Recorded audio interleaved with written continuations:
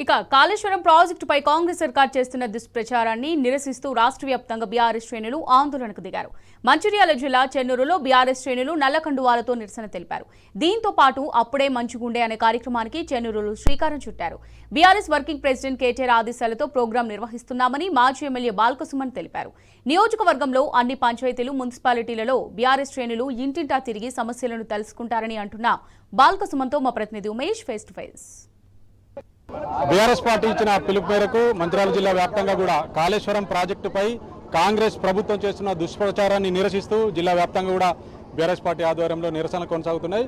చెన్నూరు పట్టణంలో కూడా పెద్ద ఎత్తున బీఆర్ఎస్ శ్రేణులు నల్ల కండువాలతోటి కూడా తమ నిరసన తెలియజేశారు. అలాగే ఈరోజు చెన్నూరు పట్టణంలోని పాత ఎంఆర్ఓ ఆఫీసు సమీపంలో గత 10 ఏళ్ల పాలనలో కేసీఆర్ పాలన బాగుండే మా గ్రామం నుంచే పోరాటం అనే వినూత్న కార్యక్రమానికి బీఆర్ఎస్ పార్టీ శ్రీకారం చుట్టింది. దానిలో భాగంగా ఏదైతే ఈరోజు చెన్నూరు నియోజకవర్గంలో పైలట్ ప్రోగ్రామ్గా ఈరోజు ఇక్కడ ప్రారంభించారు. ఇదే అంశానికి సంబంధించి మనతో పాటు మాట్లాడడానికి బీఆర్ఎస్ జిల్లా అధ్యక్షుడు మాజీ ఎమ్మెల్యే బాల్కసుమన్ గారు మనతో పాటు ఉన్నారు. సుమన్ గారు చెప్పండి, వాళ్ళ పెద్ద ఎత్తున కూడా నిరసన కార్యక్రమం చేపట్టారు. వేలాదిగా కూడా బీఆర్ఎస్ పార్టీ కార్యకర్తలు కూడా ఈ కార్యక్రమంలో పాల్గొన్నారు. అలాగే ఏదైతే ఈ కార్యక్రమం కూడా అప్పుడే మంచిగా ఉండే అనే కార్యక్రమాన్ని కూడా ఈరోజు శ్రీకారం చుట్టారు. ఈ కార్యక్రమం యొక్క ప్రధాన ఉద్దేశం ఏంటి అంటే నిన్న 1వ తేదీ నుంచి ఈ నెల 10వ తేదీ వరకు చెన్నూరు అసెంబ్లీ నియోజకవర్గంలో ఒక పైలట్ ప్రాజెక్టుగా ఒక వినూత్నమైన కార్యక్రమాన్ని తీసుకున్నాం. పార్టీ వర్కింగ్ ప్రెసిడెంట్ కేటీఆర్ గారి ఆదేశాల మేరకు అప్పుడే మంచిగా ఉండే కేసీఆర్ గారి పాలనలోనే రాష్ట్రం మంచిగా ఉండే, ప్రజలు మంచిగా ఉండిరి,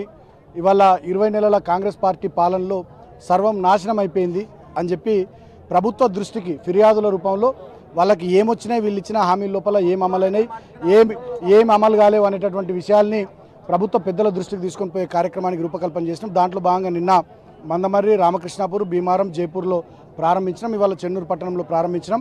రేపటి నుంచి మా కార్యకర్తలు, నాయకులు 102 గ్రామ పంచాయతీలు మా చెన్నూరు నియోజకవర్గంలో ఇల్లు తిరుగుతారు. అదేవిధంగా 64 వార్డులలో చెన్నూరు, కేతన్పల్లి, మందమర్రి 3 మున్సిపాలిటీలకు సంబంధించి అక్కడ కూడా అన్ని వార్డులలో తిరిగి ఫిర్యాదులు సేకరిస్తారు. 10వ తేదీన చీఫ్ సెక్రటరీ గారు అవకాశం ఇస్తే వారిని కలుస్తా హైదరాబాద్లో, లేదంటే జిల్లా కలెక్టర్ గారు అవకాశం ఇస్తే వారిని కలిసి ఈ ఫిర్యాదులన్నింటినీ కూడా వాళ్ళకు ఇచ్చి ప్రభుత్వం విషయంలో గతంలో ఏమైతే హామీలు ఇచ్చిరో, గ్యారంటీలు చెప్పిరో, డిక్లరేషన్లు అన్నారో ఏవి అమలైతలేవు అనేటటువంటి విషయాన్ని ప్రజలు ఏ రకంగా చర్చించుకుంటున్నారు, వాళ్ళ ఫిర్యాదులు ఏందని చెప్పి ప్రభుత్వ పెద్దల దృష్టికి తీసుకొని పోయేటటువంటి కార్యక్రమానికి రూపకల్పన చేసినాం. అదే కాకుండా ఇవాళ ఒక నిరసన ర్యాలీ కూడా తెలంగాణ తల్లి విగ్రహం నుంచి అంబేద్కర్ విగ్రహం వరకు చెన్నూరు పట్టణంలో చేసినాం. ఇక్కడ ఎరువుల కొరత ఉంది, యూరియా దొరుకుతలేదు ఒకటి. రెండవది, వరదల వల్ల గోదావరిలో ప్రాణహితలో చాలా పత్తి చేనులు నష్టపోయినాయి, వేలాది ఎకరాల్లో పంట నష్టం జరిగింది. వాళ్లకు గతంలో ఇదే ఎమ్మెల్యే గారు, మంత్రి గారు డిమాండ్ చేసినట్టుగా ఎకరానికి 20 లక్షల నష్టపరిహారం ఇవ్వాలనేది. అంతేకాకుండా ఆగిపోయిన అభివృద్ధి పనులు చాలా మటుకు ఇక్కడ ఆగిపేసారు.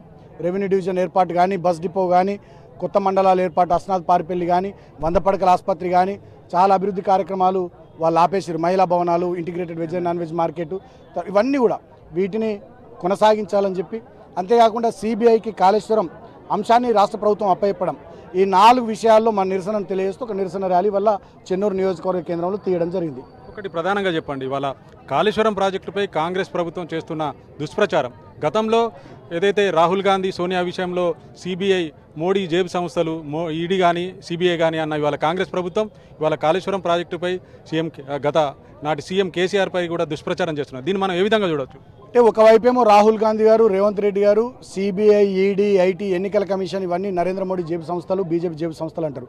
ఇంకోవైపు ఈ కేసును సిబిఐకి అప్పచెప్తారు. అంటే రాహుల్ గాంధీ నాయకత్వంలో రేవంత్ రెడ్డి పనిచేస్తుండా, లేకుంటే చంద్రబాబు నాయుడు, మోడీ నాయకత్వంలో పనిచేస్తుండా, ఇవాళ జనాలు అర్థం చేసుకుంటున్నారు.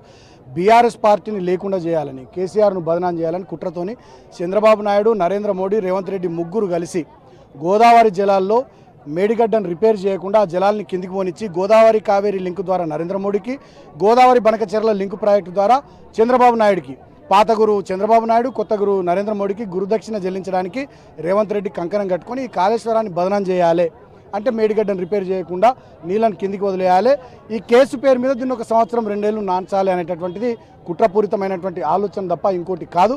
2014-15కు ముందు తెలంగాణలో పంటలు ఎట్లా పండుతుండే, నీళ్ళు ఎట్లుండే, కాళేశ్వరం పూర్తయినాక తెలంగాణ పంటల విస్తీర్ణం ఎట్లా పెరిగింది, దిగుబడి ఎట్లా పెరిగింది, వాళ్ళ తెలంగాణ రైతాంగం మొత్తానికి కూడా తెలుసు.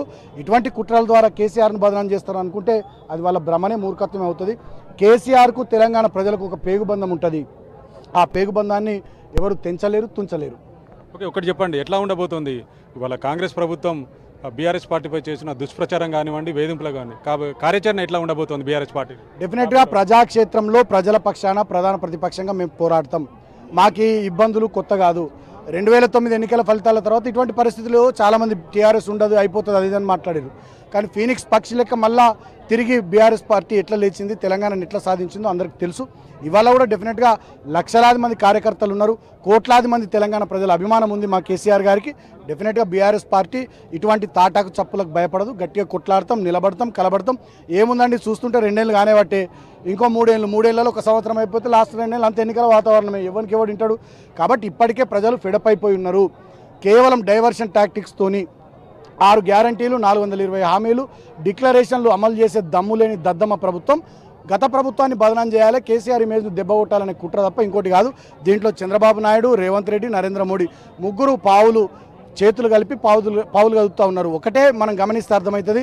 సంజయ్ కేంద్ర మంత్రి, కిషన్ రెడ్డి కేంద్ర మంత్రి, ఇద్దరు మంత్రులు ఏమన్నారు, కాళేశ్వరం కేసు సిబిఐకి అప్పచెప్పమన్నారు. వెంటనే ఈయన అప్పచెప్పేసిండు. దాన్ని బట్టి బీజేపీ కాంగ్రెస్ ఫెవికాల్ బంధం ప్రజలకు కూడా అర్థమైంది. ఏమి కూడా కాదు. డెఫినెట్గా మేము పోరాటంలో, ఉద్యమంలో ఎన్నో ఆటుపోట్లు ఎదుర్కొన్న వాళ్ళం.